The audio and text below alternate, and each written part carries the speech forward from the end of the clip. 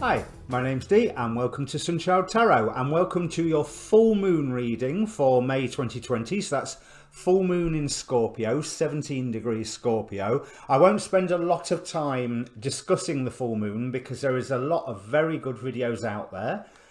There's also a lot of information involved with this full moon. So what I will point to is that it may well present an opportunity for the revelation of hidden feelings, whether it's yours or somebody else's.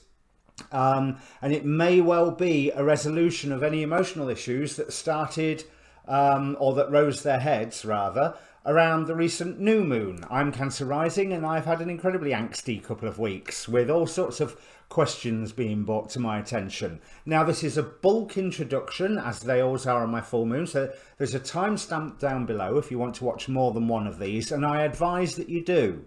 You want to watch your sun, your moon and your rising. The rising more important than any of them, and the timestamp will take you straight past all of this blurb. If you don't know what your moon and rising sign is, there is a link down below to get yourself a free birth chart, and I highly recommend doing that. Now, as I say, the full moon is at 17 degrees Scorpio, 17 degrees 19 minutes. So I'm going to read out the inside degree image for this degree, which is actually, I'm going to read out Scorpio 18, because the degrees go from 0 to 29, but inside degrees go from 1 to 30. And I've noticed that people always seem to read out the degree before. I really like this degree here. People holding hands around a table. One candle is burning in the middle of the table.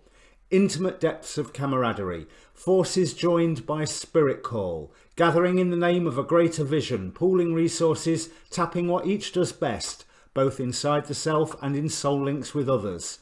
Avid to combine forces. The drive to fuse. Passion, desire, intent, a surge of power. Being hugely drawn to consume separativeness and to attain unity and wholeness. A path or journey that will put you through every test and trial imaginable. Fierce resolve. And encountering shadows and dissipation so thunderous and multiplex that it will take everything it has inside to see this one through. And yes, full moon in Scorpios are always quite passionate. In good ways and in bad ways. As I said, hidden feelings coming to the surface.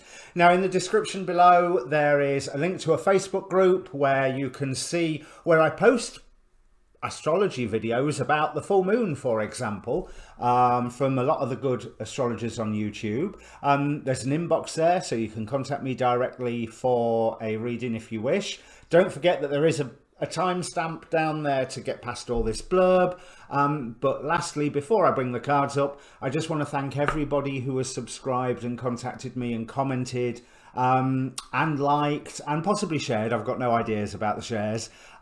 So far, it has really helped the channel. I'm glad I can be of service, and yeah, keep in touch, keep commenting.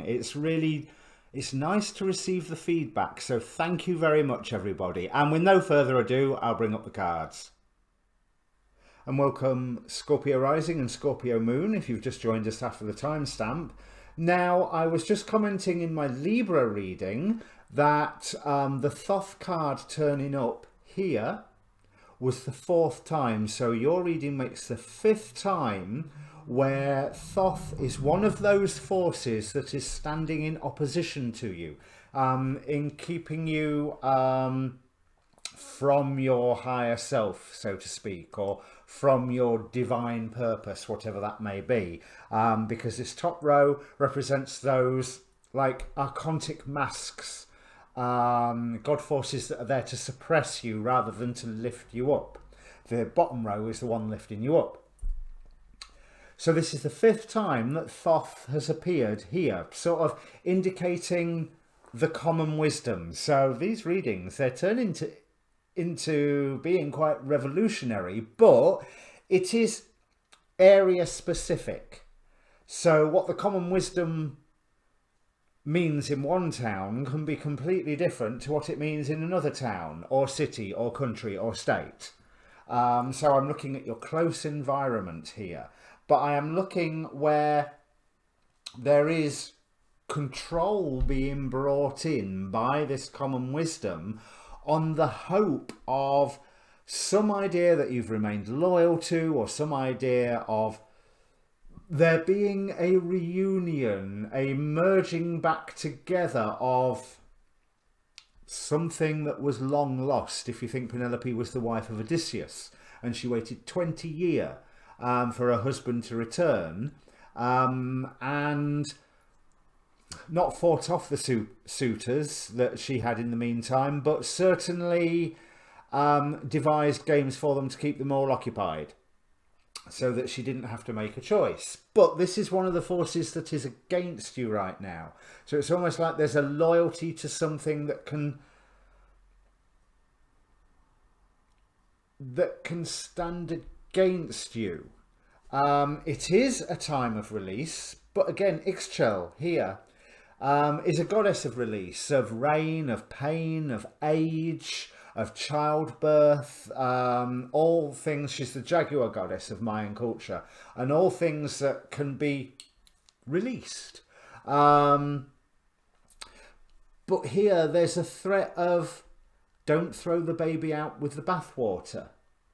So I believe that there is some reason that is presented to you that you have to have courage. It is supported by the common wisdom, and it is controlling or attempting to control your actions. Now, there is the god forces that are supporting you and lifting you up. Helios with illumination, Typhon with anger and rage, but Nematona with secrecy. Nike with victory, and Gaia with creation. So when you are being told to be brave, I think there is a force that helps you see through it like that. That makes you go, yeah, that's not the right. Now, as I say, from area to area, in the light of current circumstances, that can mean many things. If you are being told to return to work and be brave, return to work, and there's part of you going, yeah, it's not safe here yet, then that might be the aspect that we're taking. If you're being... I don't want to touch the opposite because I don't personally agree with it, but that's what the cards could be saying. But there is this common wisdom. And bear in mind, this might have nothing to do with the virus whatsoever. But, I mean, that just provides a perfect example.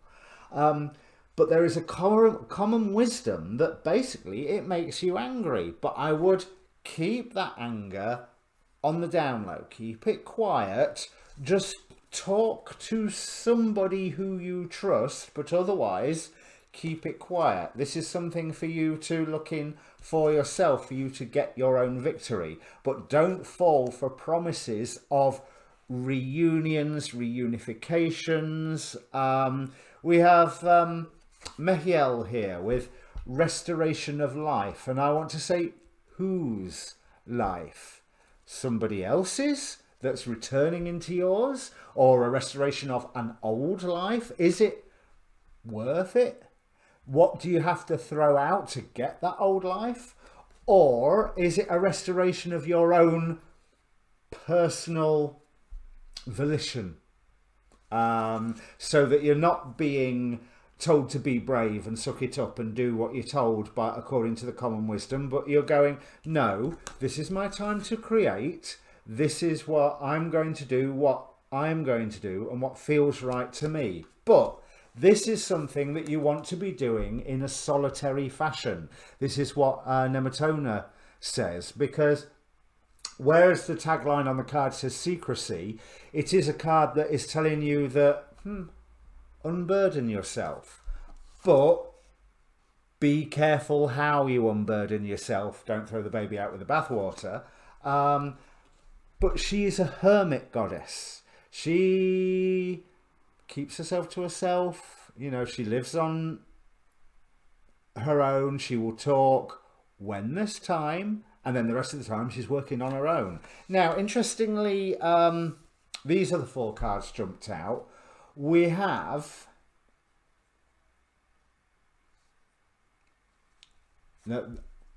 these are the themes that I've already seen. So desire to know with Iahel, which is seen here with Helios and the illumination. If you have that desire to know, the answers will be coming to you. Interestingly, it's opposed by relationship strife. And this restoration of life is opposed here with Horus with criticism. And that criticism is bound to come your way if you are publicly going against the common wisdom and maybe throwing the baby out with the bathwater in the process. There is an element here of damned if you do, damned if you don't. So what you need to do is, yes, do, but quietly, under the covers. We have Ehuya with submission to a higher order, opposed by Garp and rebellion. Which higher order? What higher order? Because if it's the common wisdom, there's higher orders than that one. We have the angel energy covering the reading is the angel of discernment. Through the grace of the divine, I am able to know the right path. So there is very much the reason to look within and go, hang on a minute, is this right? And to operate on your own. But asking the questions, illumination will come. Don't just be brave, suck it up and go ahead anyway. You're not a soldier in this case. You are the captain of your own ship. And your responsibility is you. And all of your crew, whatever that may mean. So that's your responsibility. Not suck it up, soldier boy. You don't need to know why you've got the orders. You just follow the orders. That's not the right attitude right here. That will stand against you. That way lies some form of lack of evolution, lack of ascension, lack of connection with your higher self. And finally, Hahasiah with universal medicine and Balaam, opposed by Balaam with false promises. And false promises is what also I feel with this Thoth and the common wisdom. But just because you see through things and it makes you angry, you don't necessarily need to display that anger. Just carry on doing what you're doing, or what you feel you need to do, quietly, away from the control. That way lies victory. But now is your time for creating, not releasing, creating. Okay, so tarot.